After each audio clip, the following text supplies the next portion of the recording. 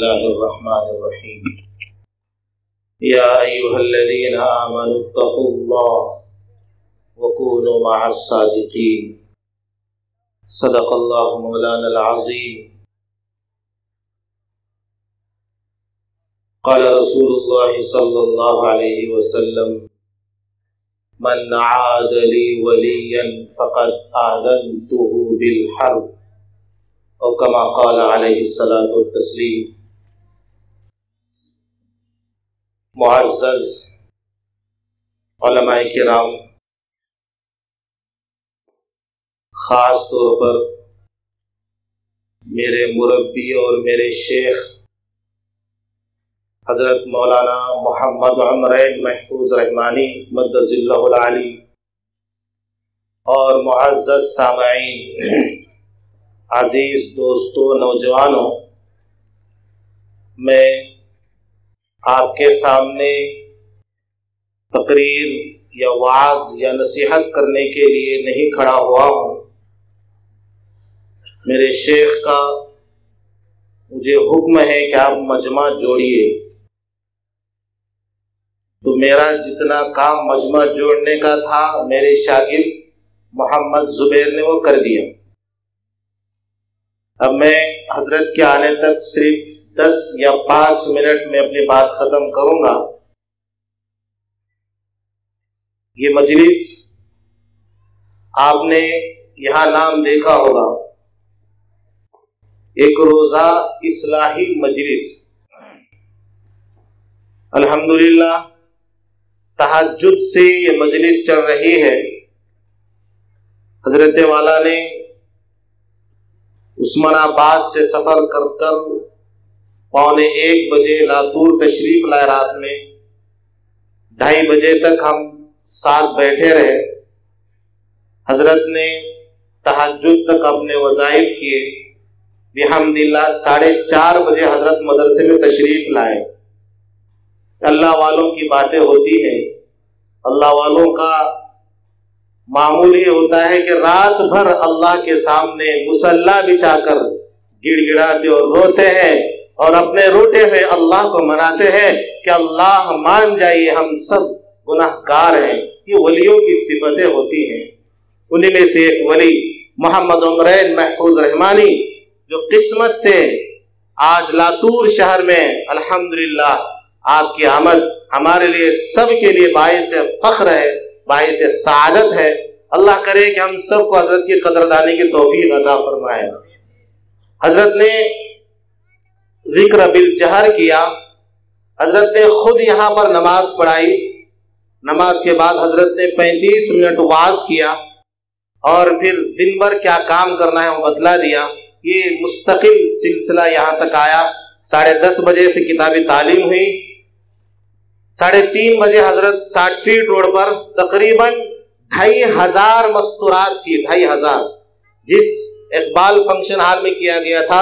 मौलाना बिलाल साहब की रिपोर्ट थी कि मौलाना अब खचाखच भर गया है, अब एक भी औरत नहीं बैठ सकती, बाहर औरतें खड़ी हैं। 2500 के मजमे में पर्दे के साथ हजरत ने खिताब किया। मैं भी शरीक था। फिर वहां से असर के बाद मौलाना नसरुल्लाह साहब ने बात की। इंशाअल्लाह चंद ही मिनट में हजरत यहाँ तशरीफ लाएंगे। तो मैंने एक कुरान शरीफ की आयत पढ़ी है, या अय्युहल्लज़ीना आमनुत्तक़ुल्लाह वकूनू मअस्सादिक़ीन। हे ईमान वालो, अल्लाह से डरो और नेक लोगों के साथ रहो। 3 बातें याद रखिए। हजरत वाला के बयान का कुछ हिस्सा मैं आपको सुना रहा हूं। अल्लाह ताला ने 2 चीजों के अलावा या 2 शख्सों के अलावा शायद किसी के साथ जंग का ऐलान किया हो। याद रखना बात, ये इस्लाही मजलिस है। हम अपनी इस्लाह करने के लिए आए हैं। हम भी और मैं भी इस्लाह के गर्ज से खड़ा हुआ हूं। 2 शख्स या 2 चीजें ऐसी हैं जहां पर अल्लाह ताला ने जंग करने का उसके साथ ऐलान किया है। आज हम इंशाअल्लाह इस नूरानी महफिल में सबसे उन 2 चीजों से तौबा और इस्तिग़फ़ार करते हैं। उनमें से एक चीज है कि अल्लाह ताला ने फरमाया, जो सूद खाते हैं तुम्हारे साथ अल्लाह का जंग करने का ऐलान है। सूद पता है, तफसील में जाना नहीं चाहता। मैंने तो मार्केट में सुना है कितने जालिम हैं वो लोग कि 25% सूद लेते हैं। बाज लोगों ने सूद भर भर कर अपनी जान गंवाई है, जान फांसी ली है। मजबूर होते हैं, लेते हैं, लेकिन याद रखिए नहीं लेना चाहिए। न ब्याज खाना जायज है, न खिलाना जायज है, न रास्ता बताना जायज है, न उसकी तरफ इशारा करना जायज है। सूद जो खाते हैं, खिलाते हैं, याद रखिए अल्लाह का उसके साथ जंग करने के ऐलान है। इंशाअल्लाह हम सब तौबा करते हैं, वे तौबा करते हैं इंशाअल्लाह। और दूसरी चीज, अल्लाह ताला ने जंग का ऐलान किया है। दूसरी चीज कि जो मेरे वली के साथ, जो मेरे आलिम दीन के साथ, जो अल्लाह वालों के साथ छेड़खानी करेगा, खबरदार मेरा उसके साथ जंग करने के ऐलान है। यह हदीस कुदसी है। उलमा इकराम यहां बैठे हैं, आप उलमा से पूछिए कि किसी एक आलिम दीन को, किसी एक वली कामिल को बुरे अल्फाज से कहना जायज है या नहीं है? आप लिखिए। मैंने हजरत मौलाना साद साहब मद्दजिल्लाहु अलैहि के जबान से सुना है। हजरत मौलाना साद साहब फरमाते हैं, उलमा की ज़ियारत को इबादत यकीनी मानो। समझ में आया? उलमा की ज़ियारत करने को इबादत यकीनी जानो। ये उलमा की कद्र व कीमत है। और हजरत मौलाना खलील अहमद सहारनपुरी अपनी किताब लिखते हैं, उस किताब का नाम है अल बज़्लुल मजहूद। अरबी में किताब है, बड़ी ज़ख़ीम किताब है। उसमें लिखा है, कान खोलकर सुनना। और देखो, मैं ये बात इसलिए नहीं कह रहा हूं कि ये सारा मजमा उलमा के खिलाफ है, ना ना, ये सब तो उलमा के चहीते हैं। जब तो आप यहां आए हैं, ये सब उलमा के चहीते हैं। आपको तो बताया गया है कि आप उलमा के वारिस हैं। कुरान ने बताया कि उलमा की ही एक ऐसी जमात है जो अल्लाह से ज्यादा खौफ करती है। क़ाल रसूलुल्लाह क़ालल्लाहु तआला इन्नमा यख़्शल्लाह मिन इबादिहिल उलमा। कि उलमा की एक ऐसी जमात है जो अल्लाह से ज्यादा डरने वाली है, ज्यादा खौफ करने वाली है। आप तो अल्लाह के रसूल के और नाइबिन रसूल के चाहने वाले बैठे हैं। तो मैं बात इसलिए नहीं कर रहा हूं कि आप उलमा के मुखालिफ हैं, आप चाहने वाले हैं और आप दूसरों तक ये पैगाम पहुंचाए, इसलिए मैं कह रहा हूं। उन्होंने किताब में लिखा है कि आपको किसी आलिम को या वली को बुरा बोलने के बाद क्या हश्र होता है, अगर समझ में न आए तो सुन लो। किसी वली या किसी आलिम की बुराई करो, उसके मरने के बाद कब्र खोद कर देखो, सूअर का चेहरा होगा। किसका चेहरा होगा भाई? सूअर और खिंजीर का चेहरा होगा। इसलिए तो अल्लाह ने कहा, हदीस कुदसी है कि जो मेरे वली के साथ छेड़खानी का मामला करेगा, उसके साथ मेरा जंग का ऐलान है। अल्लाह जंग का ऐलान कर रहे हैं। ये दो बातें हो गई, तफसील में न जाते हुए। तीसरी बात, वकूनु मअस सादिकीन। अल्लाह फरमाते हैं कि सच्चे बनो, सच्चों के साथ रहो, सादगी वाली जिंदगी गुजारो। इंशाअल्लाह मैं भी और हम सब अमल करेंगे। हजरत अभी इंशाअल्लाह पहुंचेंगे, मेरे 10 मिनट अभी नहीं हुए हैं। एक शख्सियत जिन्हें 5वें खलीफा भी कहते हैं, हजरत उमर इब्न अब्दुल अजीज रज़ियल्लाहु अन्हु रहमहुमुल्लाह। क्या आप जिंदगी को देखिए, सबने वाकया को सुना है, आज फिर दोहराता हूं। आज दिल के कानों से सुनना, अमल की नीयत से सुनना कि उमर इब्न अब्दुल अजीज बादशाह हैं, अमीरुल मुमिनीन हैं, खलीफतुल मुस्लिमीन है। आपकी शादी होने के बाद बादशाह की बेटी आपके निकाह में, ऐसी बेटी जिसका बाही बादशाह, खानदान बादशाहत वाला, नाज और नखरों में पली हुई औरत जिसका नाम फातिमा बिन्त अब्दुल मलिक पहली रात में आए और उमर इब्न अब्दुल अजीज कितने नेक इंसान थे। उन्होंने कहा कि तुम्हारे वालिद साहब ने जितना सोना और चांदी तुम्हें डाला है शायद बैतुल माल में का है, बैतुल माल में का है, जिसमें सारे मुसलमानों का हक है, सारे लोगों का हक है। या तो तू अपने आप को पसंद सोने को कर ले या मुझे पसंद कर ले। वो भी नेक खातून थी फातिमा बिनत अब्दुल मलिक। उन्होंने कहा कि मुझे उमर इब्न अब्दुल अजीज जैसा शौहर मिला है, मैं ऐसे सोने और चांदी को लात मारती हूं।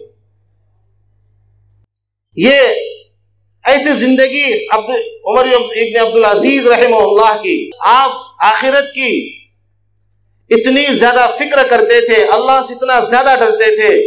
फातिमा बिनत अब्दुल मलिक कहती है कि एक दफा मैं उठी, देखा कि रात का वक्त है, आप मुसल्ले पर खड़े हैं और कुरान शरीफ की आयत पढ़ रहे हैं, अल क़ारिअतु मल क़ारिअह वमा अदराका मल क़ारिअह यौम यकूनुन नासु कल फराशिल मबथूथ।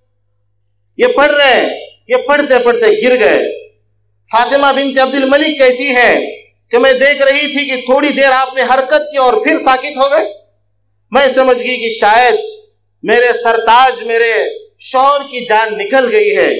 फिर थोड़ी देर के बाद होश आया, फिर आप खड़े हो गए मुसल्ले पर, फिर पढ़ा आपने अल क़ारिअतु मल क़ारिअह वमा अदराका मल क़ारिअह। लोगों, ये असल में क्या चीज है इस सूरत में, मैं आपको एक शॉर्ट में बतलाता हूं कि खड़खड़ाने वाली चीज क्या है। खड़खड़ाने वाली चीज अल्लाह ताला ने इस सूरत में कयामत का वाकया बतलाया है कि खड़खड़ाने वाली चीज आएगी। पहाड़ रुई के गालों की तरह से उड़ते फिरेंगे, नफ्सा नफ्सी का आलम होगा। आप आखिरत के खौफ से डर कर आप गिर पड़े। 3-4 दफा ऐसा हुआ। हजरत फातिमा बिनत अब्दुल मलिक कहती है कि मैं बहुत देर तक देखती रही। जब फजर की आजान हुई, फजर के आजान के वक्त ये उठे हैं और फिर फजर की सुन्नत पढ़ी है और फिर नमाज अदा की है। ये उमर इब्न अब्दुल अजीज। अब एक आखिरी बात कहकर मैं अपनी बात खत्म करूंगा। जब वक्त और ज्यादा बीता गुजरा, जब आप मरने के करीब, अल्लाह को प्यारे होने के करीब आए, दोस्तों ये बात थोड़ा ध्यान से सुनना, ध्यान से सुनना। आखिरी बात कह रहा हूं। बिस्तर पर आप लेटे हुए हैं, उमर इब्न अब्दुल अजीज, और लोग आ रहे हैं, जा रहे हैं और ज़ियारत कर रहे हैं। आपके साले और आपके फातिमा बिनत अब्दुल मलिक के भाई, शायद मसलमा नाम कुछ है, वो तशरीफ लाए। देखा कि उमर इब्न अब्दुल अजीज के कपड़े मैले हैं और यहां भी काला हुआ है, बहुत खराब कपड़े हैं। फातिमा को बुलाया कि फातिमा, तुमने उमर इब्न अब्दुल अजीज के कपड़ों को चेंज क्यों नहीं किया, क्यों नहीं बदला, क्या बात है? तो फातिमा बिनत अब्दुल मलिक कहती है, रोते हुए, आंखों से आंसू जारी है, वो गिर गई। भाई ने संभाला दिया, उठाया, और फिर फातिमा बिनत अब्दुल मलिक ने रोते हुए कहा कि मेरे भाई, मैं कैसे पहनाऊं कि इस कुर्ते के अलावा उमर इब्न अब्दुल अजीज के पास कोई कुर्ता नहीं है, कोई कुर्ता नहीं है। कौन है? खलीफतुल मुस्लिमीन है, अल्लाह के नेक वली हैं, और इनकी ये हालत है कि एक कुर्ता नहीं है। अंगूर खाने का शौक हुआ, अपनी बीवी फातिमा से कहा कि फातिमा, 1 दिरहम है आपके पास, कुछ है कि अंगूर खरीद लेंगे? फातिमा बिनत अब्दुल मलिक कहती है कि कोई 1 दिरहम भी नहीं है। फिर फातिमा ने कहा कि आपके पास कोई दिरहम है? उमर इब्न अब्दुल अजीज ने कहा कि मेरे पास होता तो तुझे क्यों मांगता मैं। इतने बड़े बादशाह, कैसी जिंदगी अल्लाह वालों की, और कैसी लाइफ इन्होंने गुजारी है। ये अल्लाह वालों की महफिलों में बैठने के बाद ये चीजें समझ में आती हैं। और बात लंबी हो रही है, मेरे 10 मिनट भी हो गए हैं। अल्लाह करे कि हमें अल्लाह के वलियों की सोहबत नसीब फरमाए। अल्लाह करे कि बुजुर्गों के साथ जिंदगी गुजारने की तौफीक अता फरमाए। बस मैं अपने बात को यही खत्म करूंगा। वमा तौफीकी इल्ला बिल्लाह।